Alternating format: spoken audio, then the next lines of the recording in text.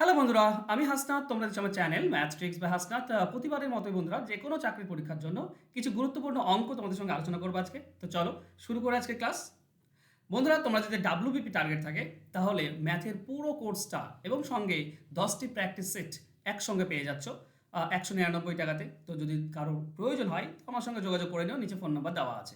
ওকে, চলো। প্রথম প্রশ্ন এরকম দেওয়া আছে, কোনো সংখ্যার 5 গুণ এর সঙ্গে 5 যোগ করলে যোগফল সংখ্যাটির 6 গুণ হবে। আচ্ছা, অঙ্কটি মুখে মুখেই তুমি করতে পারো। কি করে? দেখো, 5 গুণ আর এই 5 যোগ করছি, হয়ে যাচ্ছে 6 গুণ। তো তার মানে এখানে তো 5 গুণ আছে, নিশ্চয়ই এটা 1 গুণ। তবেই তো 5 গুণ আর 1 গুণ যোগ করলে 6 গুণ হয়। তাহলে 5 হচ্ছে 1 গুণ, তাই না? তার মানে সংখ্যাটি হচ্ছে 5, 1 গুণ মানে সেটা 5। বুঝতে পারছো? তো আমরা মুখে মুখে অ্যান্সার পেয়ে যাই। এছাড়া নর্মালি তোমরা করবে কি করে? ধরো সংখ্যাটি এক্স, ঠিক আছে? সংখ্যাটি এক্স, এবার এর 5 গুণ বলেছে। সংখ্যাটির এক্স যদি হয় তো এক্স এর 5 গুণ হচ্ছে 5x, তার সঙ্গে 5 যোগ করো, তো 5x এর সঙ্গে 5 যোগ করলাম, হয়ে যাবে কি সংখ্যাটি 6 গুণ মানে 6x। এইটা ব্যাপার।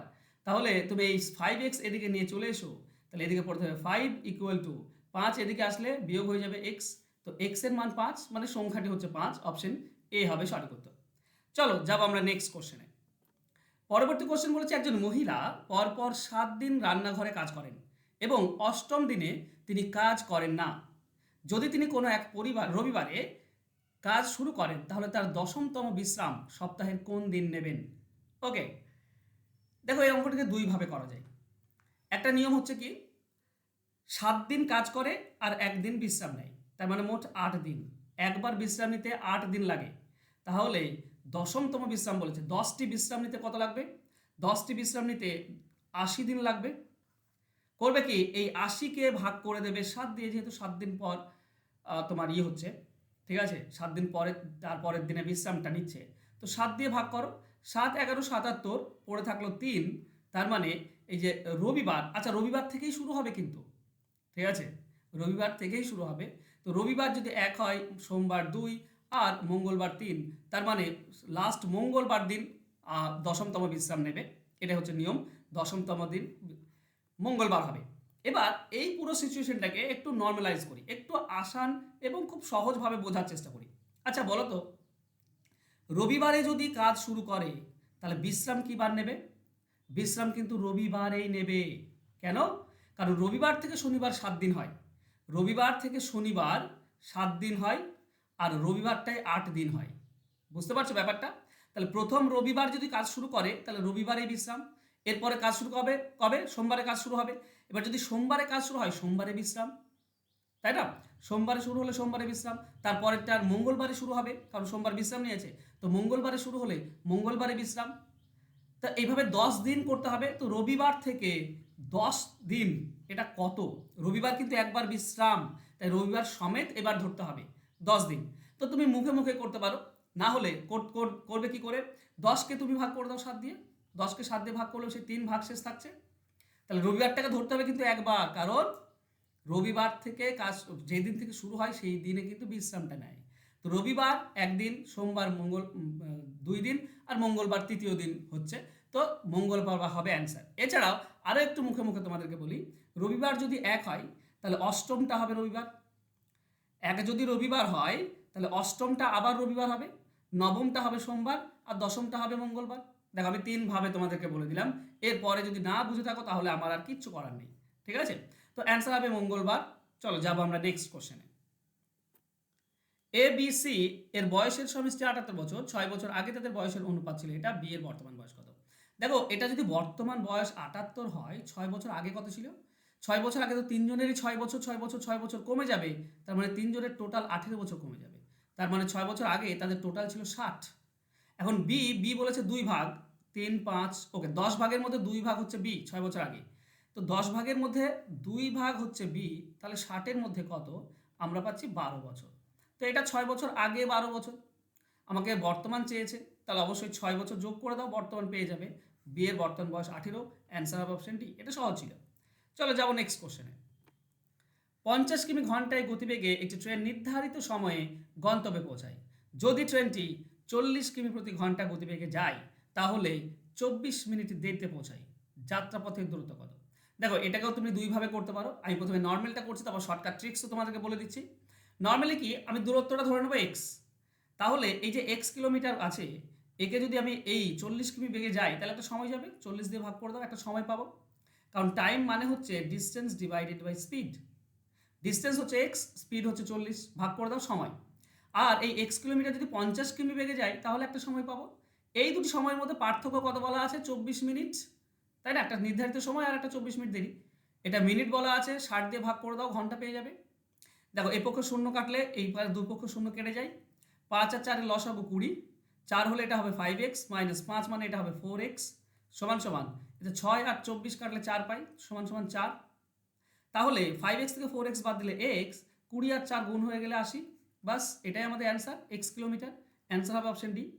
কিন্তু পরীক্ষার হলে তোমরা এইভাবে করবে না। পরীক্ষার হলে কিভাবে করবে ভালো করে বোঝো। এখানে বলা আছে সময়ের পার্থক্য তুমি তো বের করতেই পারবে। একটা 40 কিমি বেগে যায়, একটা 50 কিমি বেগে যায়, আর দুজনের মধ্যে সময়ের পার্থক্য হচ্ছে 24 মিনিট। এইটুকুই তো বলা আছে। তো করবে কি, গতিবেগ দুটো উপরে গুণ হয়ে যাবে 90 আর 40, আর গতিবেগ দুটো বিয়োগ হয়ে যাবে নিচে। ঠিক, উপরে গুণ নিচে বিয়োগ, তার সঙ্গে যে সময়টা পার্থক্য সেটা গুণ হয়। এই 24কে অবশ্যই 60 দিয়ে ভাগ করতে হবে, কারণ এটা মিনিটে দেওয়া আছে, ঘন্টা করে নেবে। 60 দিয়ে ভাগ করো, বাস এইটুকু কাজ। তাহলে উপরে তুমি পাবে 50 ইন্টু 40, নিচে 10 ইন্টু 24 ডিভাইডেড বাই 60। কাটাকাটি করো, অ্যান্সার পেয়ে যাবে। দেখো নিচের দুটি শূন্য, উপরের দুটি শূন্য কেটে দাও, 6 দিয়ে 24 কাটলে 4, তো 4 4 16, 16 5 80। এটাই হচ্ছে অ্যান্সার। শর্টকাট এভাবে করে নেবে, গতিবেগ দুটি উপরে গুণ নিচে বিয়োগ, তার সঙ্গে সময়ের পার্থক্য গুণ করে দাও, বাস অ্যান্সার কমপ্লিট। ওকে, চলো যাবো আমরা নেক্সট কোশ্চেনে। কোনো সংখ্যাকে 12 দিয়ে গুণ করলে তা থেকে 24 বিয়োগ করলে বিয়োগফল মূল সংখ্যাটির 2 হবে। আচ্ছা, এটা সিম্পল কোশ্চেন। তোমাকে ধরে নিতে হবে যে সংখ্যাটি হচ্ছে এক্স। 12 দিয়ে গুণ করলে তো এক্সের সঙ্গে 12 গুণ করে দাও, 12x। সেখান থেকে 48 বিয়োগ করলে 48 বিয়োগ করে দাও, করলে বিয়োগফলটা কি হবে? এটা তো বিয়োগফল, এটা সমান বলেছে মূল সংখ্যাটির 2 পূর্ণ, আচ্ছা 2 পূর্ণ 5-এর 2, তার মানে হচ্ছে 12/5। ঠিক আছে, তাহলে মূল সংখ্যাটি এক্স, তার 12/5 হবে, 12/5। বাস এইটুকু করতে হয়।